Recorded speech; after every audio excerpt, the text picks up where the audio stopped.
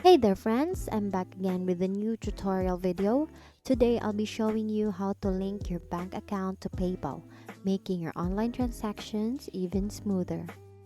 To get started, all you have to do is go to www.paypal.com, and then once you're on the home page, all you have to do is to sign in your account.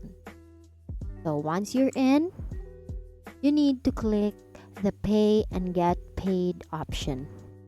Once you click the Pay and Get Paid option, you will be redirected to a new web page, and then you need to click Banks and Cards. So after that, you have an option to link a new bank account. Please click it,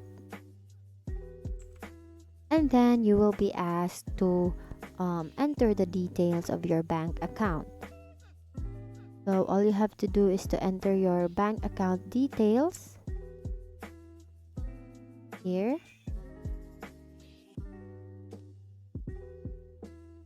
So once you're done entering your bank account details, all you have to do is scroll down and then click link your bank.